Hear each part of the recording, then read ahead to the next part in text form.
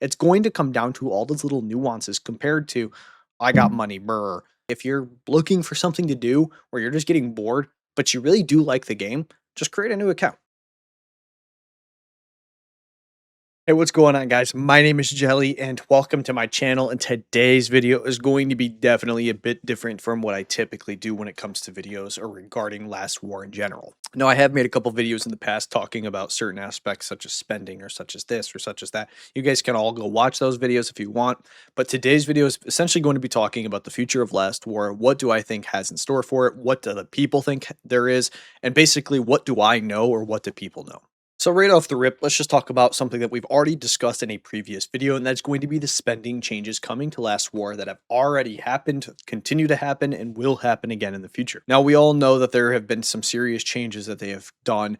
Some things improving, some things not improving, and just overall a huge difference in the game. Now, they clearly are having a different approach, it seems, as of the past few months to the game than what they previously had, and that's not, there is some good, there is some bad, but I personally think overwhelmingly good. But I'm going to dive into all of my opinions at the end of this video.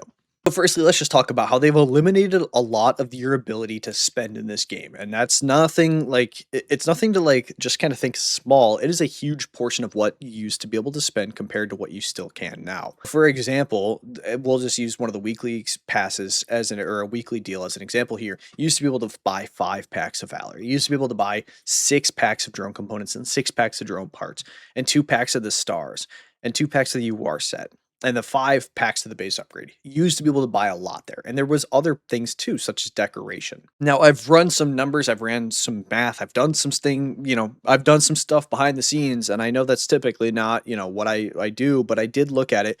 And the truth is, they've eliminated probably 70% of all purchasable items or products in Last War. Now, what that means is essentially out of if you had 100 purchases, they've gotten rid of the ability to buy 70 of them.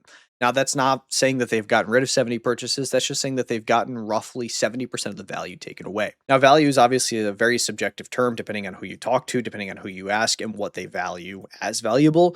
And to be honest with you, I think there's a couple of different aspects that we have to look at when talking about the spending aspect or the spending differences in the game. So firstly, what did they get rid of?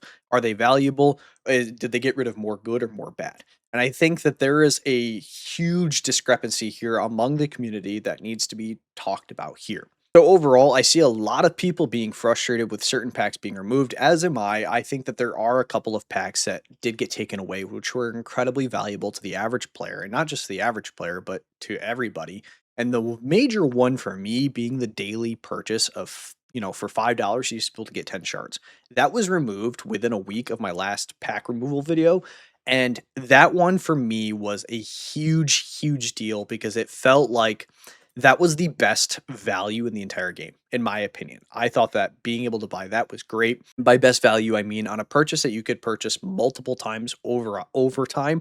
I thought that that $5 purchase every day was a great use of $5. Now, obviously, you could spend $5 in real life on whatever you want, cup of coffee, a croissant, pancakes, like whatever you want. But people that spent money daily in this game, that $5 purchase was a huge buff for a lot of people because it allowed them to firstly unlock heroes that they may not have unlocked before, or it allowed them to get shards relatively easy because you could buy it 7 times a week, which is 70 shards, and you used to be able to buy it for $35. Now, if you click over here on the weekly store, you can see here that 75 shards is $100. So it's almost triple the value of what you used to be able to get on a weekly basis, and it's, again, triple the value. And the thing that really sucks about the stars purchase compared to the other purchases is at least the weekly purchase allowed you to unlock a hero if you didn't already have them unlocked, whereas the stars, you can only use universal if you already have that hero unlocked.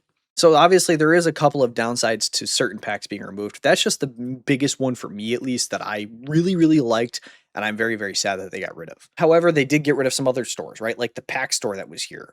Nobody ever bought anything out of the pack store. And the only reason you ever bought anything out of the pack store is if you were your entire goal was to just buy everything. Otherwise, you never did anything. Another portion of the store that I'm sad to see go was going to be that weekly deal, like store or whatever, where not weekly, but like you used to be able to buy 4 of these things, the gold packs, the bread packs, the iron packs, and stuff like that, and you'd get diamonds for spending a certain amount in that store.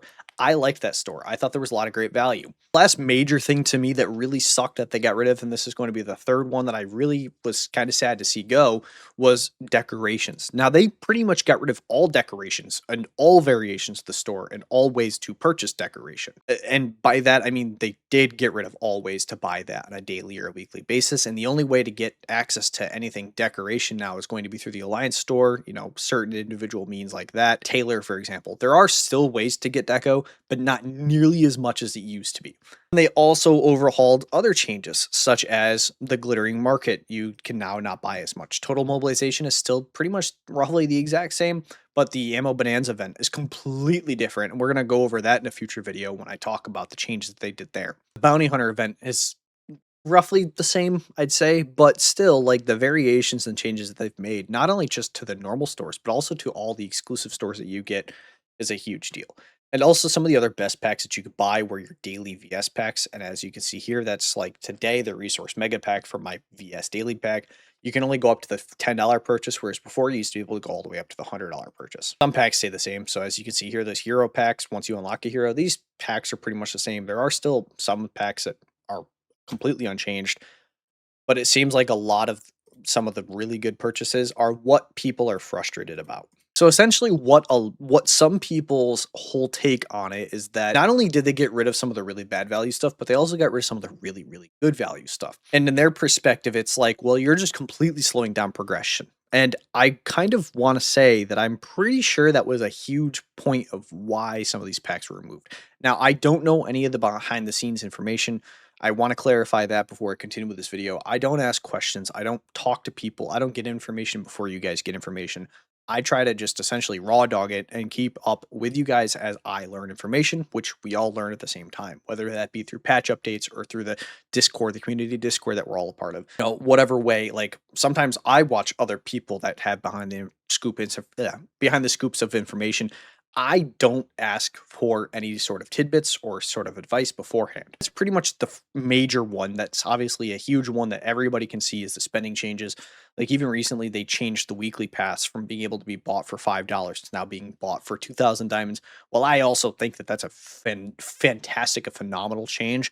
It terms of value, it technically quadrupled in value because for $5 you can only buy 500 diamonds, but it's 2,000 diamonds. So they're essentially valuing the weekly deal, the weekly pass in season as $20 worth of diamonds. Now to clarify, diamonds are really, really easy to get your hands on in this game through literally everything that you do daily. As you can see here, I'm about to do this. Watch, diamonds. Boom, look at that, diamonds. Digs every day, diamonds. Through here, let's see, what do I got? Arms race, base building. I gotta get 24,000 points for that. But as you can see, boom, diamonds, valued at 1,770 diamonds. There's no actual diamonds here, but the diamonds are up here.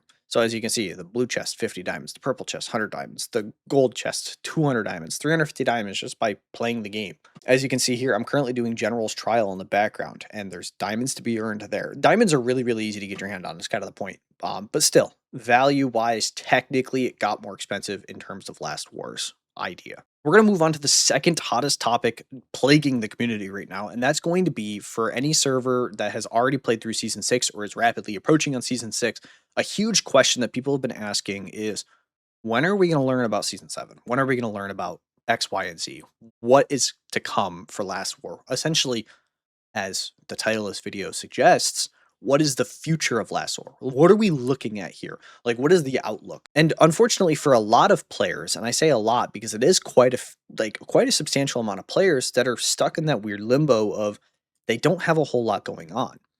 Last War has kind of changed a lot of dynamics, such as their events in game, such as how much there is able to be, what is able to be done, Warzone duel, stuff like that. So for 500 plus servers, rapidly approaching 600 servers, they have nothing going on, and there's no outlook. Like, we know nothing about what is to come. You can say what you want. Me personally, I don't have much to say on the situation. I just think that it'd be nice to know, like, what's the future, like what's plans. Typically most game developers will have like a future outlook or stuff that we can work on together, or us as a community. We would absolutely love to give our ideas and stuff like that. Side note, I just lost that battle. But I think overall, a lot of people would like to give their thoughts or their ideas or their opinions and feedback and stuff like that.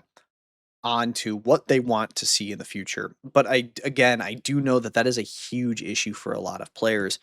And the only way a lot of them can go ahead and beat essentially like the boringness of post season 6 life is by creating a new account. So we're seeing a lot of these new servers have such an influx of players that are OGs because they have nothing going.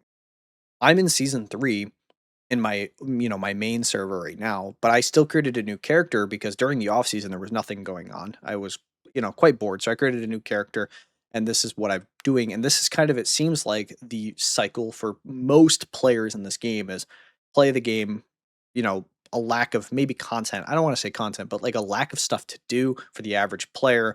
So then they create a new account because in the first 6 to 8 weeks of the game, there's a lot going on. It's very hectic. It's very crazy that first 6 to 8 weeks of the game, there's so much jam packed into there that people find that interesting.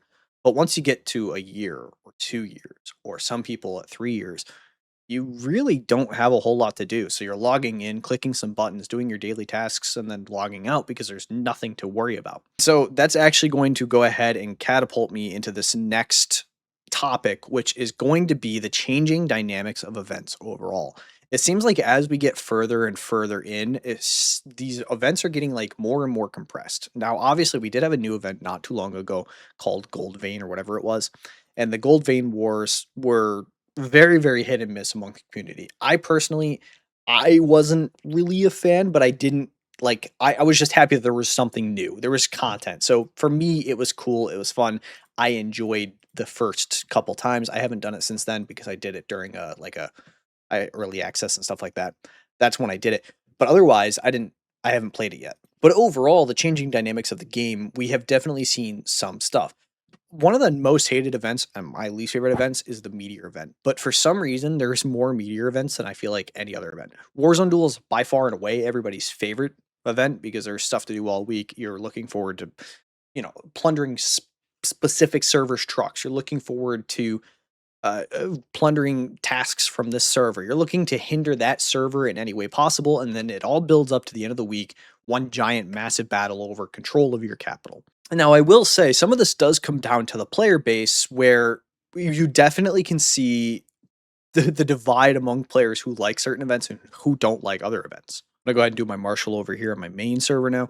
But essentially, the point I'm making is it feels like not only just a lack of content or a lack of future content that we know of, but it's also just kind of like the monotony of the same thing over and over and over again. And that's definitely an issue within the seasons that people struggle with. I've seen it's like you have 8 huge, big, giant battles in the season, but it's the same battle all 8 weeks because it's pretty much the same, roughly the same opponents. It's pretty much the roughly the same outcome. If people get bored, that's kind of the on the community, and that's what I'm saying. Like, it's part of what games are in general. 90% of games that have ever been made is the same content over and over again, right? People love Super Mario, but there's only like 20 levels of Super Mario, or I don't know. I never played the original Super Mario, but there's only so many levels. You liked the game, so you kept playing the same levels over and over again, but eventually you get a little bit bored of doing that. Now, again, that's not necessarily on the developers in that specific instance, and that's more or less to our attention span as people and as individuals now, and how we always crave something changing. Overall, essentially, my point of this is I just wish that there was more variation of events. We had, 5 or 6 different events because right now in the off season, we had 4 Warzone duels and then we had 4 meteor events. We just had those 2 events. And week after week, it was the same thing for us, which was a little bit boring. We played the same 8 events over the course of 8 weeks. And other than those events, which Meteor, there's literally no weekly build up. So for those weeks, it was just the 2 Meteor events, which 90% of the player base doesn't like. And then the other 4 weeks were Warzone Duel, which we all very, very much loved Warzone Duel, even though we got our teeth kicked in 90% of the time. We still love Warzone Duel because there's something to look forward to all week. I know that the player base would love to see a bigger variation or a bigger variety of events that are able to be played by everybody. Such as early on, for example, when you first start a new server, you get Warzone Duel, you get the Blimp event, you get the Meteor event, you get the other event that, comes out. There is a lot of events early on and a lot of stuff to look forward to incredibly early on in a server, which is why a lot of people create new accounts. So now that's going to go ahead and lead us into my fourth point of today's video. And this, I feel like, well, you can kind of pinpoint it on somebody if you want. I actually think that this comes down to the players in general, or the people here in the game. And that's going to be competitive disparity. Now, I think that there is a huge portion, and this is going to be kind of brought up into two different points, right? So the first one is just going to be earlier seasons. Everybody is pretty much, you're guaranteed to win if you're in the strong server, and you're guaranteed a loss if you're not in that one top server. That's just how it works early on. I think that does have something to do with the player base as a whole, because I believe that the player base does need to be blamed for creating hyper mega servers and then killing the competition near them. Because in order to compete, you need to have somewhat even scales on both sides. Otherwise, there is no competition. I had this conversation with somebody recently, and their whole take on it was, I like winning. And I get that completely, right? I think we all like winning. And I know for the average player, they don't really care whether there's competition or not. As long as they're winning, they're happy. For me personally, I love winning, but I don't want to be just handed a victory week after week because I'm in this mega server and everybody's just like, well, we can't beat them. Move on to the next week. So week after week, you're winning, but it's like you're winning a Happy Meal at McDonald's versus a a Big Mac meal. Essentially, my problem with this first part is that I get it, you want to win and stuff like that, but the competitive player base, you're not really being competitive. You're not really competing if you're not competing with anybody. You're just number one because nobody else around you is in the same bracket. This is like a millionaire going to a town that hasn't had a population of over 20 people in 100 years and then saying, I own this town. Like, well, I'd hope so. There's nobody in that town. So that's my take on this first part. But the second part is now going to be looking at the aspect of what price changes have come to the game, the spending changes. What is the outlook here as a future portion of these games due to the sheer fact or the sheer amount of, let's say, my new server 2300. I'm going to log back over there in just a second. And that's going to be like here, for example, 2300. We have a super, amazing server, super amazing alliance. I'm over here just because I like being over here. I love the people here, great people surrounded, and we're already gift level 17. And we're we're rapidly approaching gift level 18. If I go over here to 2289, this is some people from my original server 1789. They all started a new server in 2289. And if you click on their top alliance, we're the same gift level as them. They have 11 servers ahead of us. They have a 31-day head start on us, and we're the same gift level. Now, this goes against like my first point of, you're just so so huge as a server compared to the ones closest to you that it's not really a competitive balance anymore. But now my question is for example, let's say 2289 did have that 35-day head start. They have 35 days of different shops that were available to them compared to us. They had access to spend on more stuff. They had access to upgrade their heroes faster. They had access to, let's say, this event compared to didn't have that event because they took it out of the game. This actually happened to me on one of my previous servers, which was server 1099. When we first got there, within the first month, there was the Thanksgiving event, I do believe. It might have been the Halloween event. It was one of those two. And we didn't get it, but server 1098 did. And the reason that we didn't get it is because we weren't considered an old enough server. But in our very first Warzone dual bracket, we faced 1098, and they had access to 100 extra shards or base skins or 100,000 drone data that we didn't have access to, or drone components, or literally everything. Now I'm curious to see what the take on this is going to be. How do they now match up different servers? And if I click over here on our Desert Storm, for example, we're a huge alliance. So this is kind of, we did this to ourselves. But if you click here on Team B, facing Wally, and our Team A is facing MJD. Now MJD is actually, I do believe, a alliance from 20 servers ahead or something like that. We ran the numbers on this. It was actually insane. So as you can see here, this is going to be the alliance called Wally, and this is one of the opponents. This is actually the one I'm going to be facing tonight. Also, for members, this is going to be my first ever Desert Storm video. This Desert Storm video is going to be members only, so if you want to watch Desert Storm, you got to be a member. But regardless, this is Wally here. They are 2298 or 2292, which is, I think, 20 days of head start on us. Or something close to that. I can't remember exactly what it is, but their server already has access to pretty much every tank hero. So now this means that we as a alliance now have to face an alliance that has all these extra heroes on us compared to what we have. So it's something about working like that. Now, that's not really the point that I'm trying to make. I'm just using those as examples for you guys to understand what I'm talking about. All of this changing and spending and all this changing just overall in the game, how do the Last War developers plan on keeping this disparity somewhat reasonable, but reasonable enough to where we can be competitive with Alliance before us, but we're not dominating alliances after us, if that makes sense. I'm curious to see with all of these huge changes, such as pretty much overhauling the total mobilization store. I know that there was a lot of people, not total mobilization, ammo bonanza. I know there's a lot of people curious about how they were going to work with that because they obviously changed a lot of the ammo bonanza bit. And there were some alliances, some servers that actually had the Ammo Bonanza event pre-patch, and there were some that didn't get it until post-patch. So now they had this huge disparity, and people were curious about that. Me myself, I am curious to see what the overall what the plan of action here with it is. These are just a bunch of questions I know that the community is asking, and I myself am asking, and I'm going to go ahead and share my thoughts on everything that we just talked about, or that I just talked about. So, firstly, when it comes to the whole spending aspect, I'm actually in favor of getting rid of the spending. I personally enjoyed it. I said this in my past video. I really appreciate that this game is kind of going from being this huge spending and just who can spend more is better. And now it's kind of coming down to where, yeah, you can still spend a lot and still be a whale compared to others, but there's going to be a lot of people that are close in spending with one another. And so that means essentially it's going to come down to now who is a more skillful player, who's more tactical, who knows the game better, who understands that this piece of gear is more important than this piece of gear. It's going to come down to all those little nuances compared to I got money, brr.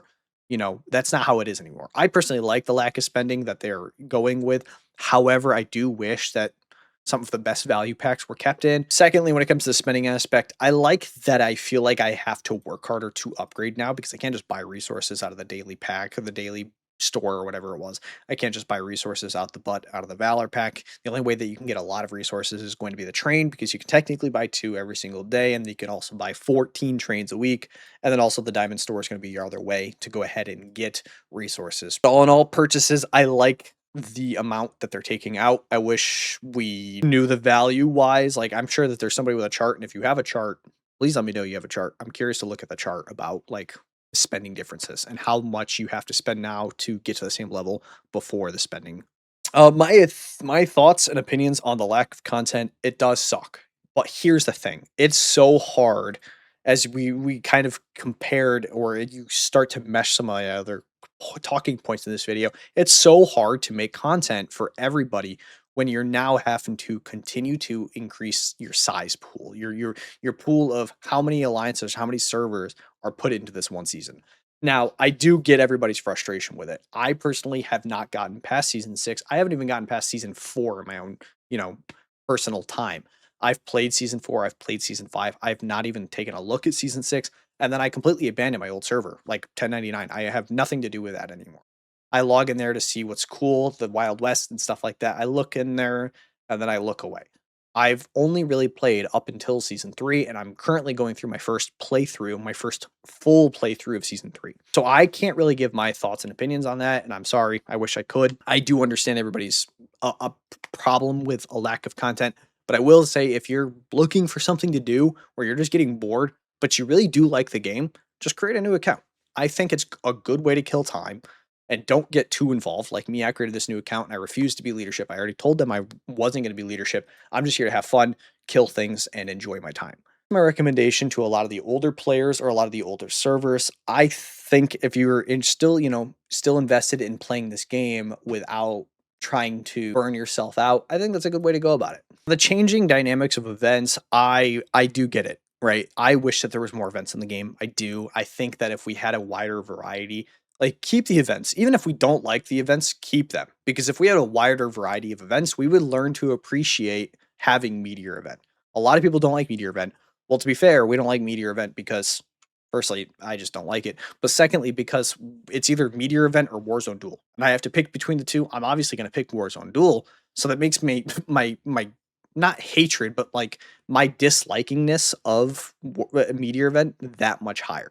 And I think a lot of people would agree with me. Meteor Event would be a lot more fun if it wasn't pretty much the only event that we had outside of Warzone Duel. I do wish that we just had some more fun, like one-off events stuff like that. It'd be cool if we could figure out a way to work around that.